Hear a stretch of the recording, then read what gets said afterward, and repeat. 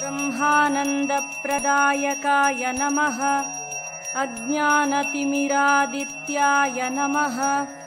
सुज्ञानाम्बुधिचन्द्रमसे नमः। वर्णाश्रमप्रतिष्ठात्रे नमः। श्रीमते नमः। मुक्तिप्रदायकाय नमः। शिष्योपदेशनिरताय नमः। भक्ताभीष्टप्रदायकाय नमः। सूक्ष्मतत्त्वरहस्यज्ञाय नमः। कार्याकार्यप्रबोधकाय नमः। ज्ञानमुद्राञ्चितकराय नमः। शिष्यहृत्तापहारकाय नमः। परिव्राजाश्रमोद्धर्त्रे नमः।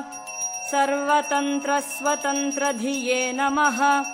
अद्वैतस्थापनाचार्याय नमः।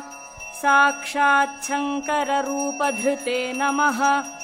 षण्मतस्थापनाचार्याय नमः। त्रयीमार्गप्रकाशकाय नमः। वेदवेदान्ततत्त्वज्ञाय नमः। दुर्वादिमतखण्डनाय नमः। वैराग्यनिरताय नमः। शान्ताय नमः। संसारार्णवतारकाय नमः।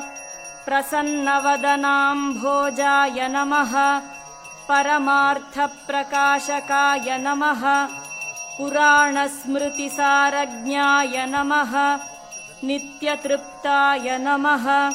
महते नमः। शुचये नमः।